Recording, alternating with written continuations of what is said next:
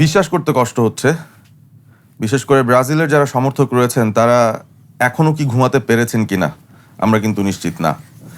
বিশ্বকাপের এমন একটা দিন গেল রাউন্ড অফ 16-এ যেখানে এখন পর্যন্ত সবচেয়ে বড় একটা রেজাল্ট এসেছে এবং সেটা এসেছে নরওয়ের পক্ষে।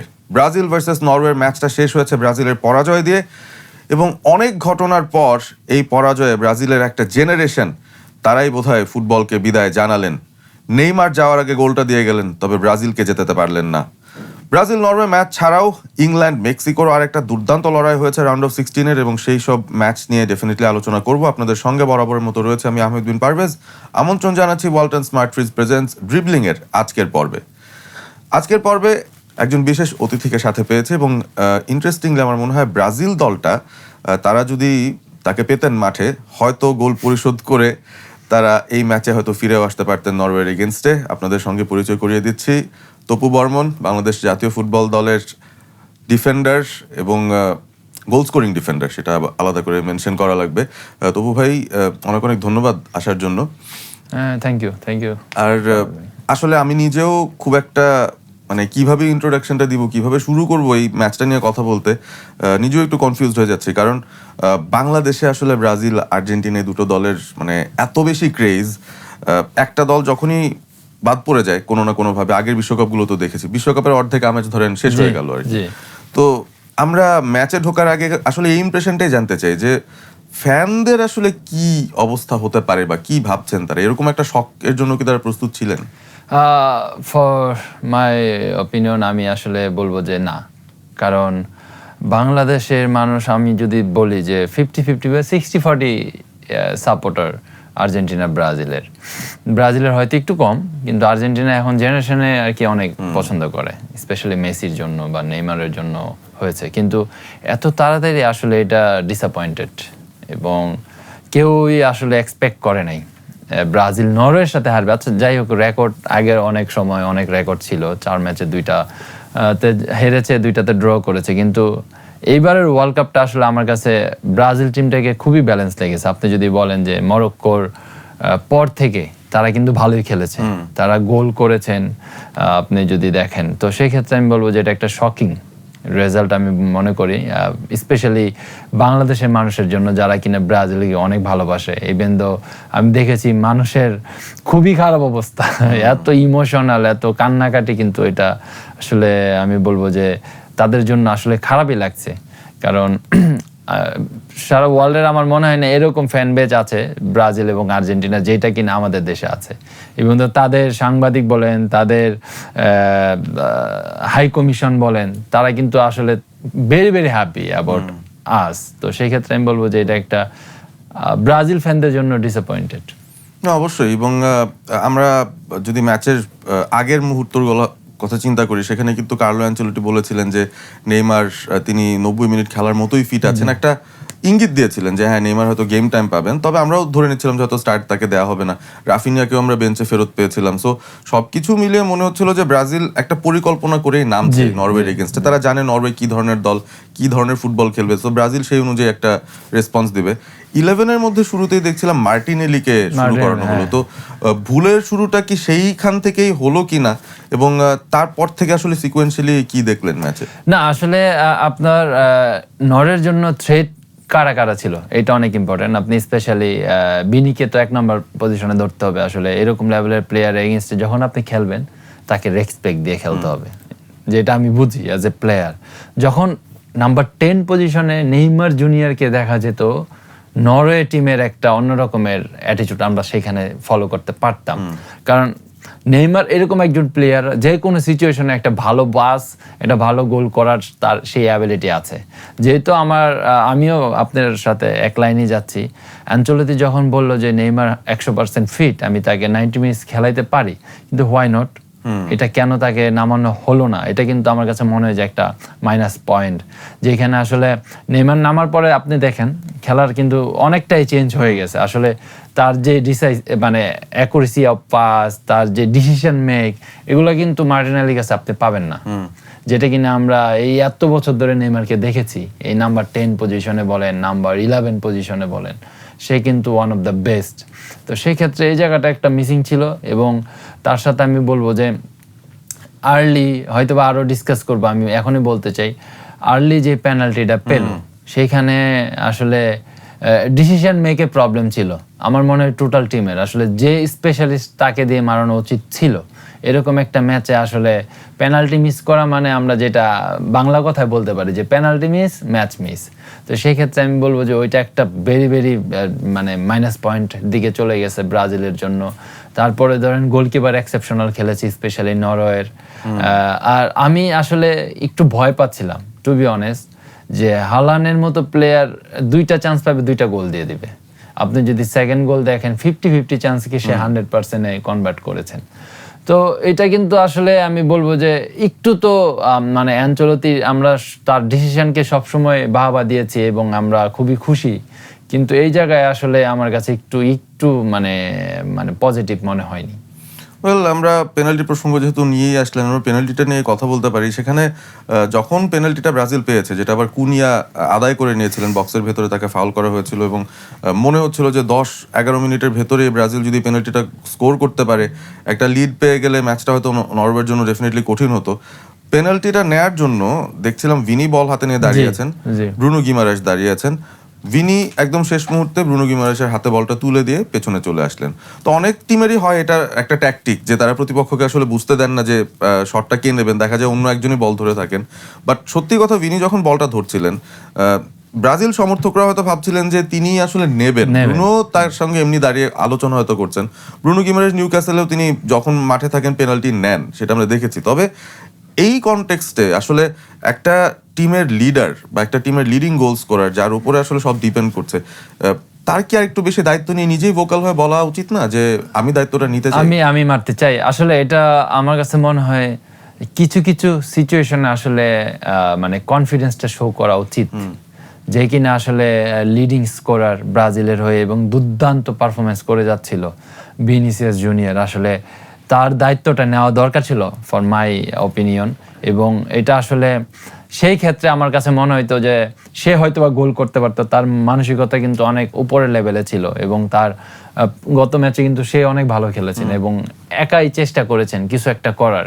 তো সেই ক্ষেত্রে ওই আর্লি স্টেজে যখন পেনাল্টিটা পেলো, যদি ধরেন ভিনিসিয়াস মারতো হয়তো বা গোল হইতো, ধরেন প্রেক্ষাপটটা কিন্তু চেঞ্জ হয়ে যেত। তখন আপনার এই যে নরওয়ে যে ডোমিনেশনটা দেখাইলো আসলে স্পেশালি খেলার মধ্যে, এটা কিন্তু হইতো না। তখন তারা মেন্টালিটি একটু ডাউন হয়ে যেত। তখন অ্যাটাকিং অ্যাপ্রোচে বেশি খেলতো, যেটা অ্যানচেলত্তি চেয়েছিল আর কি, যে আমরা ডিফেন্সিভটা ভালো রেখে কাউন্টার অ্যাটাকে যাব, যেটা আমরা অহরহ রিয়াল মাদ্রিদকে খেলতে দেখেছি, যেটাতে সে অনেক সাকসেস হয়েছে, ইভেন দো চ্যাম্পিয়ন্স লিগও জিতেছে এইভাবে। কিন্তু আমার মনে হয় ফার্স্ট হাফে কিন্তু ক্লিক করেছিল। আপনি দেখেন স্পেশালি অডিগর যখন 2-3টা বল মিস করেছেন, স্পেশালি কাউন্টারটা কিন্তু খুব ফাস্ট। মার্টিনালি, কোনিয়া, রায়ান বা ভিনিসিয়াস 4জন কিন্তু মানে 3-4টা চান্স কিন্তু ক্রিয়েট করেছে। তো এই যে তার ফিলোসফিটা ছিল, এটা কিন্তু আসলে রাইট ওয়েতেই যাচ্ছিল, হয়তো বা বল পজিশনে অনেক কম ছিল। কিন্তু আমার কথাটা হলো পেনাল্টিটা যদি গোল হতো ব্রাজিলের জন্য ওপেন হয়ে যেত আরো। Well, unfortunate. এবং ফার্স্ট হাফটা নীলেই শেষ হয়ে গিয়েছিল। তখনও আসলে মনে হচ্ছিল যে বলের উপর নরওয়ের বেশ প্রাধান্য ছিল, আধিপত্য ছিল। তারাও তাদের নিজস্ব কিছু সুযোগ তৈরি করেছিল এবং 2 গোলকিপার অসাধারণ কিছু সেভ করেছেন। নাইল্যান্ড কিছু ভালো সেভ করেছেন, অ্যালিসনকেও ভালো কিছু সেভ করতে হয়েছে। ওডেগার্ডের একটা খুবই ভালো শট ছিল, 2টো ভালো সেভ অ্যালিসনের কাছ থেকে এসছে। সেকেন্ড হাফ শুরুর পরপর আমরা দেখলাম যে দুটো দলেই কিছু পরিবর্তন আসা শুরু হলো। তবে নরওয়ে তাদের 2 ফ্ল্যাঙ্কের 2জনকে চেঞ্জ করেছে। মুসাকে সরিয়ে দিলেন, এদিকে যিনি খেলছিলেন তাকেও 2জনকে সরিয়ে অস্কার ববকে নিয়ে আসলেন, আর ওদিকে এমন একজনকে আনলেন যিনি হচ্ছে 2টা অ্যাসিস্টই পরে দিয়ে দিলেন, তার লেফট সাইডে। সো অ্যানচেলত্তি যখন চেঞ্জগুলো করলেন, তার চেঞ্জগুলোর লজিক আপনি কতটুকু কেমন দেখলেন? মানে গোল প্রয়োজন যখন, সেই সময়টা তিনি এডারসন কিংবা এই ধরনের ডিফেন্সিভ মিড ধরনের প্লেয়ারদেরকে নামাচ্ছিলেন, ব্রুনো গিমারেজের মতো প্লেয়ারকে উঠিয়ে দিয়ে। এটাকে আসলে কি আসলে আমার কাছে খুবই ভালো লেগেছে যে এটা এনরিককে সে নামানোর পরে কিন্তু এনরিক ফার্স্ট টাচেই কিন্তু আপনার একটা আউটস্ট্যান্ডিং বল দিল ভিনিসিয়াস। আসলে এইটা অল অ্যাবাউট আপনার এক্সপিরিয়েন্স আমার কাছে মনে হয়। ওই সিচুয়েশনে আপনি কিভাবে নিজেকে ধরে রাখবেন, প্লাস আপনার বডিকে ব্যালেন্স কিভাবে রাখতে হবে, বলটা কত জোরে টাচ করতে হবে। আপনি যদি দেখেন যে সে ফার্স্ট টাচটা ইট ওয়াজ ফ্যান্টাস্টিক, সেকেন্ড টাচটাই বেশি হয়ে গেছে, সেই কারণে কিন্তু গোলকিপার কভার করে ফেলেছে স্পেসটা। আসলে এই এনরিক কিন্তু আপনি যদি বলেন জাপান ম্যাচে কিন্তু সে দুর্দান্ত খেলেছে নামার পরে। আসলে আপনি যদি এডারসনের কথা বলেন, আসলে আপনি ইউর রাইট, আপনার নেইমারের আগে কেন তাকে নামানো হলো, নেইমারকে কেন নামানো হলো না নাম্বার 10 পজিশনে, এটা কিন্তু আসলে একটা প্রশ্নই। আর আমার কাছে মনে হয় যে সেকেন্ড হাফে স্পেশালি মানে ব্রাজিল আসলে যেভাবে খেলা দরকার, আমার কাছে মনে হয় যে ব্রাজিল টিমটা একদম মানে অল আউট ফুটবল খেলা দরকার ছিল। হয়তোবা তারা হালানকে ভয় পাচ্ছিল, বা হালান যদি এরকম একটা 1-to-1 পজিশনে বল পেয়ে যায়, হয়তোবা সে অনেক ফাস্ট, তার স্পেশালি আপনার বডিতেও সে অনেক অ্যাডভান্স এবং তার ফিজিক্যালি অ্যাপিয়ারেন্স অনেক বেশি, সেই ক্ষেত্রে হয়তোবা। কিন্তু আপনি যদি পুরো ম্যাচে দেখেন, অডিগর আর হইলো নাম্বার 6 মিডফিল্ড ডমিনেট করেছে। আমি বুঝলাম না, এত সুন্দর সুন্দর মিডফিল্ড, আপনি ব্রুনোর পারফরমেন্স দুর্দান্ত, ক্যাসিমিরো আসলে গতকাল ম্যাচে তার জায়গায় সে ভালো খেলেছেন, তার উপরে মার্টিনেলি। তো এই যে আপনার 6 জন প্লেয়ার, আপনি যদি ডিফেন্স বাদ দেন 4 জন, 6 জন প্লেয়ার অবভিয়াসলি নরওয়ে থেকে 100% ফার বেটার। তো সেই ক্ষেত্রে কেন আমরা এইভাবে খেলতে যাব ম্যাচটাকে, কেন আমরা নিজেদের করে নিলাম না, বা আমরা কেন ডমিনেট করলাম না? আপনি বল পজিশন যদি দেখেন 62 মেবি 62 না 65 নরওয়ে টিমের সাথে, মানে ব্রাজিলের 40 কম একটা তারা বল পায়ে রাখছে পজিশন নরওয়ের সঙ্গে ম্যাচে। এটা আসলে অনেক আনএক্সেপ্টেবল। এবং পাসের হিসেবে আমি দেখলাম যেটা ব্রাজিলের 300 প্লাস পাস, নরওয়ে 600-র উপরে, মানে মোর দেন ডাবল পাস তারা পাসিং তারা করেছে। সো ওই সব দিক থেকেই আসলে ইভেন শটস অন টার্গেট নরওয়ের বেশি ছিল, যদিও ম্যাচটা আসলে ব্রাজিলকে ফিরতে হতো। তো এই যে সিচুয়েশন হলো, সাপোজ আমরা প্রথম গোলটাতে যাই যেখানে নরওয়ে গোলটা পেয়ে গেছে, চমৎকার একটা ক্রস চলে এসেছিল শিন্ডার রূপ, বা আমি যদি ভুল না করি সেকেন্ড হাফে নামার পরে নোসাকে চেঞ্জ করা, এবং চেঞ্জটা করার পর তিনি আসলেন, তিনি ওই ফ্ল্যাঙ্ক থেকে একটা ক্রস দিলেন, এবং গ্যাব্রিয়েল হালান্ডের সাথেই দাঁড়িয়েছিলেন। কিন্তু মানে অ্যাজ এ ডিফেন্ডার আপনার আসলে কি মনে হয়, গ্যাব্রিয়েল কি আসলে সঠিক জায়গায় ছিলেন, তাও পারেননি, নাকি মানে তার পেছন থেকে হঠাৎ হালান্ড চলে আসলেন নাকি?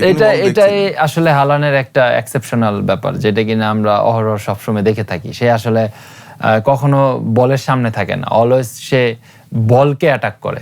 এটার জন্য কিন্তু as a defender very difficult to mark him, even এটা লুক আফটার করাও ভেরি ডিফিকাল্ট। কিন্তু গাব্রিয়েলের এইখানে অ্যাজ এ ডিফেন্ডার আমার কাছে যেটা মনে হয়েছে, তার বডি শেপটা ঠিক ছিল না। সে আসলে বলটাকে দেখতেছিল, তার পিছনে কি আছে বা কি হতে যাচ্ছে সেটা সে আর কি লুক আফটার করে নাই। এটা কি বডিটা একটু ওপেন, বডিটা যদি ওপেন রাখতো, দ্যাট মিন্স আপনার বলও দেখছেন, আপনি পিছনে কে আছে আপনি মার্কারকেও দেখছেন। এই জিনিসটা আর কি তার মিসিং ছিল। সে আসলে বলটার দিকে বেশি ফোকাসড ছিল।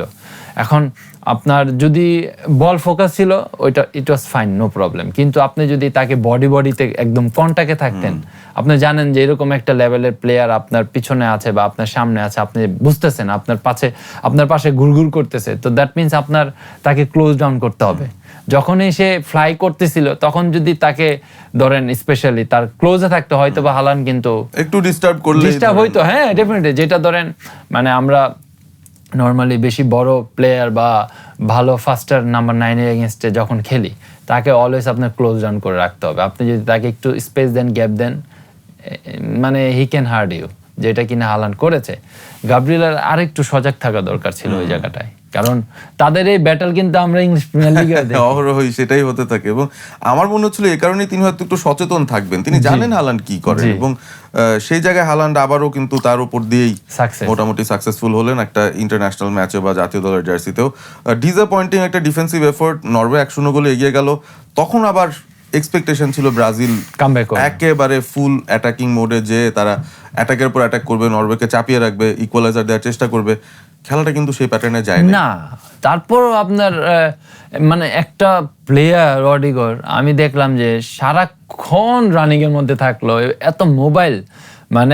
মানে তার এই খেলা আর্সেনালেও দেখি না।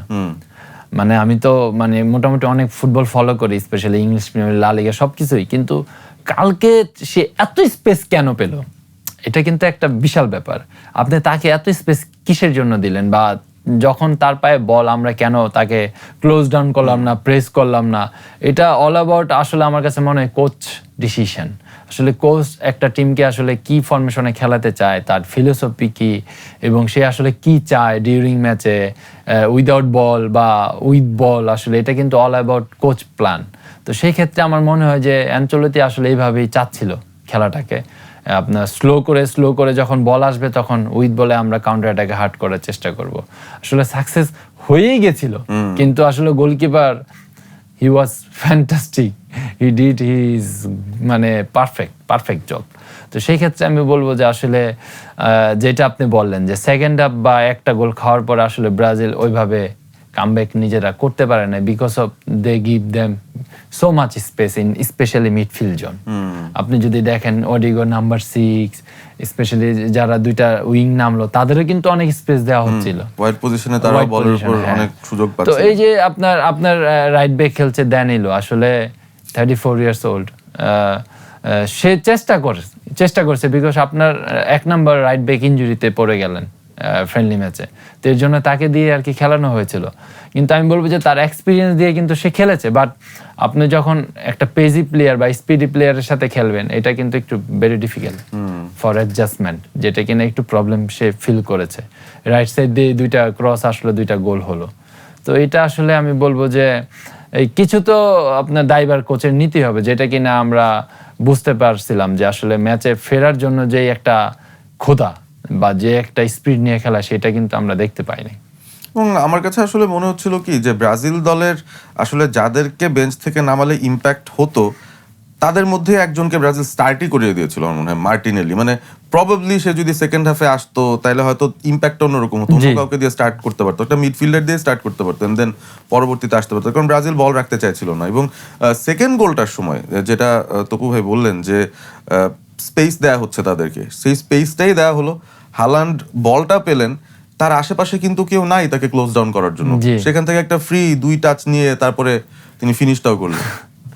120 কিলোমিটার বেগে বলটা গেছে, মানে এক স্টেপে বলটা মারলো হালান। আসলে মানে এরকম একজন প্লেয়ারকে দেখছেন আপনি, আমরা হয়তো বা একটু স্পেস দিলে আসলে তারা কতটা ডেঞ্জার হতে পারে, ইভেন দো ইন্টারন্যাশনাল একটা ওয়ার্ল্ড কাপের স্টেজে হালান আসলে তাকে আমি নতুনভাবে বলবো না, তার জাত তো আমরা সবসময় জানি যে আসলে সে কোন লেভেলের প্লেয়ার।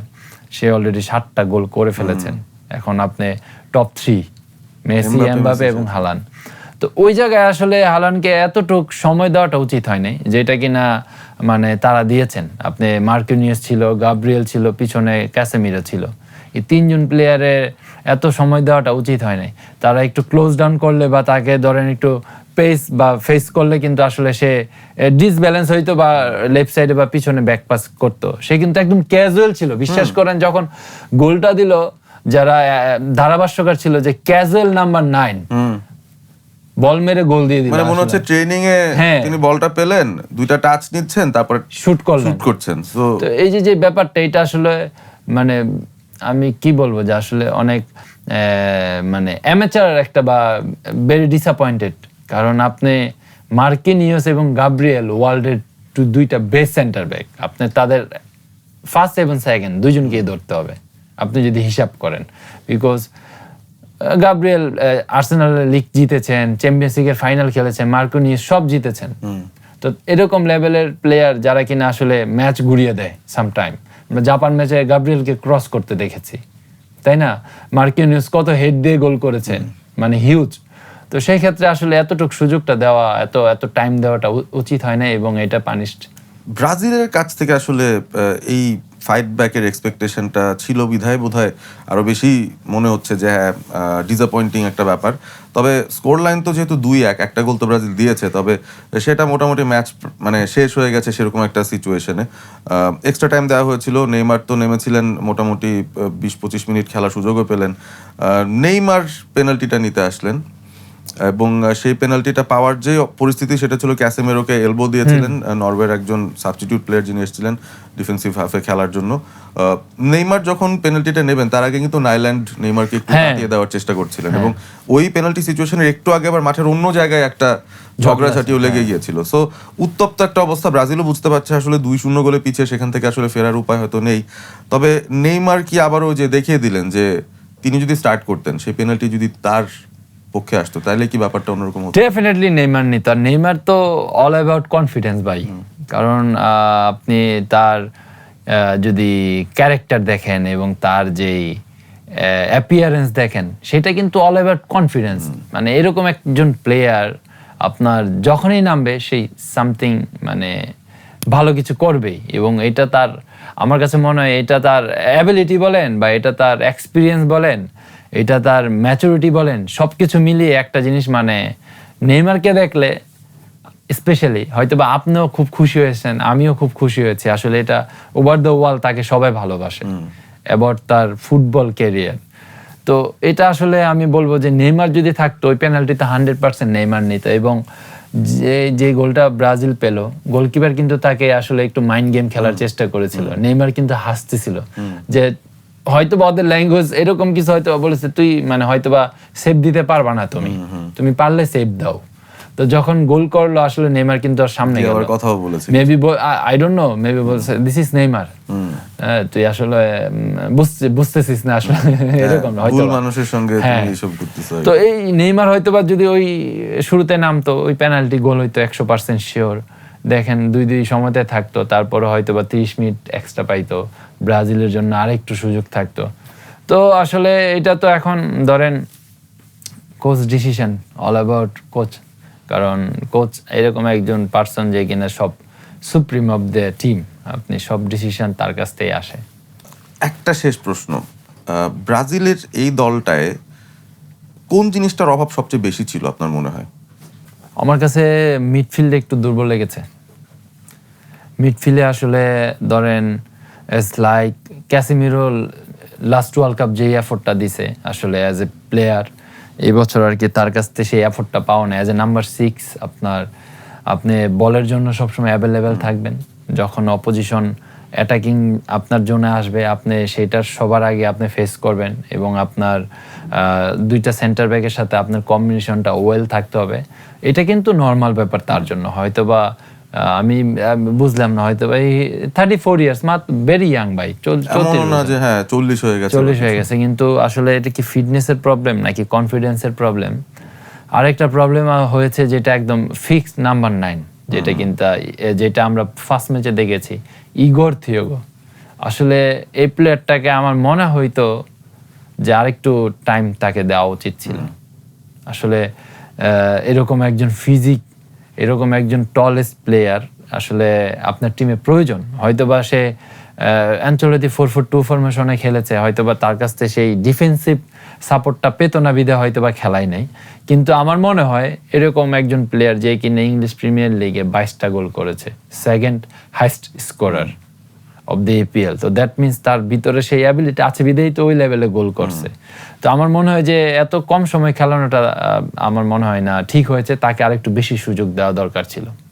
সো বুঝলাম যে একটা নাম্বার 9-এর অভাব। তো আমরা কিভাবে বলতে পারি যে যদি এই ব্রাজিল দলটায় একটা হালান্ড থাকতেন বা একটা কেইন থাকতেন বা একটা প্রপার সেন্টার ফরওয়ার্ড, তাহলে হয়তো এই ম্যাচের পরিস্থিতিটাই আসলে ডিফারেন্ট হয়ে যেত? না, আপনি যখন এরকম লেভেলের একটা নাম্বার 9 থাকবে, স্পেশালি ডিফেন্ডারদের কিন্তু অলওয়েজ মানে তাকে লুক আপটা করতে হবে। দ্যাট মিনস টেনশন এবং আপনার কনসেন্ট্রেশন 100-এর উপরে রাখতে হবে অলওয়েজ। আপনার তাকে দেখতে হবে, যেটা কিনা হালান্ড 2টা সুযোগ পেল, 2টাই গোলে কনভার্ট করলো। এরকম লেভেলের নাম্বার 9 তো মানে খুবই প্রয়োজন সারা পৃথিবীতে।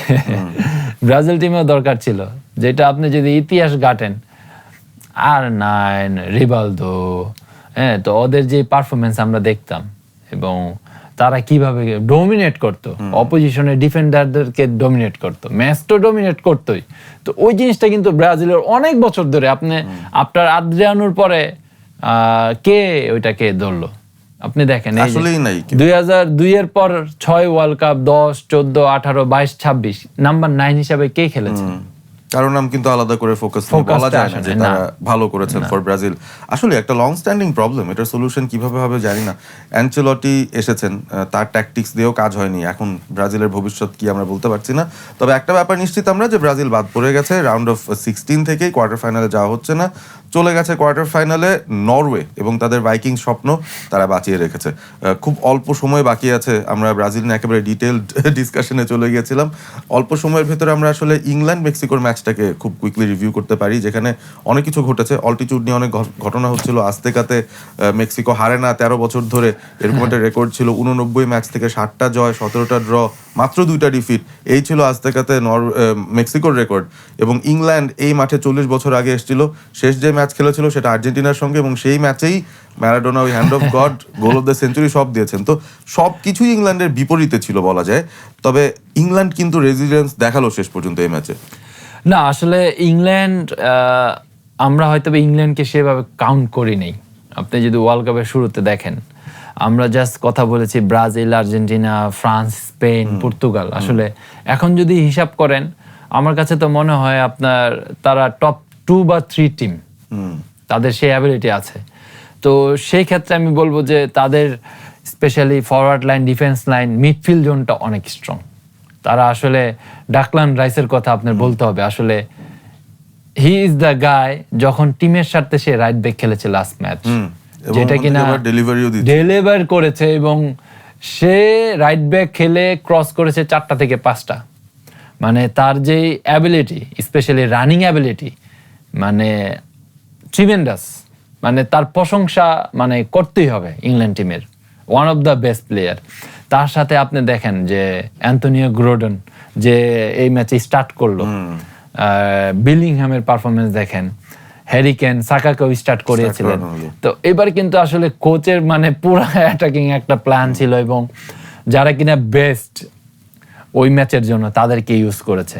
রাশফোর্ডকে নামানো হয়নি, কিন্তু ইংল্যান্ড যেভাবে আসলে খেলেছেন, ডেফিনেটলি মেক্সিকোর মাঠে কিন্তু অনেক দিক দিয়ে আগায়া ছিল। আপনি শুটিং বলেন, 23-25 শুট করেছে, অন টার্গেট 5 থেকে 7টা ছিল। কিন্তু সেই ক্ষেত্রে আসলে একটা বড় টিম যে ইংল্যান্ড, এবং তাদের প্লেয়ার যে মেক্সিকো, যদি হিসাব করে ম্যান টু ম্যান, সেই ক্ষেত্রে ইংল্যান্ড যে ভালো টিম এবং ভালো প্লেয়ার সেটা কিন্তু প্রমাণ রেখেছেন। যেটা আমরা অনেক টেনশনে ছিলাম, আসলে অনেক উচ্চতায় খেলা, আসলে ইউরোপিয়ান টিম, তার সাথে হ্যাঁ ফ্রেন্ডদের একটা যেই মানে আমরা এর আগের ম্যাচ শুনেছি যে মেক্সিকো আসলে ইকুয়েডরকে কি করেছিল, সারা রাত ঘুমাইতে দেয় নাই, এরকম একটা বিপর্যয়ের মধ্যে ইংল্যান্ডও ছিল। কিন্তু সেইখান থেকে আসলে ম্যাচটাকে বের করা, তাও আবার 10 জন নিয়ে, যে কিনা 54 মিনিটে রেড কার্ড খেয়েছেন, তার মধ্যে আপনার ধরেন 11 ভার্সেস 10 জন, এটা কিন্তু ভেরি ডিফিকাল্ট। কারণ মেক্সিকোর নাম্বার 9 যারা কিনা আপনার রাহুল এবং ওরা কিন্তু সুপার ফর্মে। তারপরে আপনার কোচের একটা ডিসিশন খুব ভালো লেগেছে আমার, আপনার স্টোনিসকে নামানো হয়েছে, কারণ ডিফেন্সটা আসলে সে সলিড রেখেছে, 4-4-1 খেলেছে। তো সেই ক্ষেত্রে কিন্তু একটা ভালো ডিসিশন। এই কোচ আমার কাছে খুবই ভালো লাগে, কারণ তার মানে সে ফুটবলটা আসলে খুব ভালোভাবে বুঝে, কখন কোথায় কাকে কিভাবে ইউজ করতে হবে খুব ভালোভাবে বুঝে।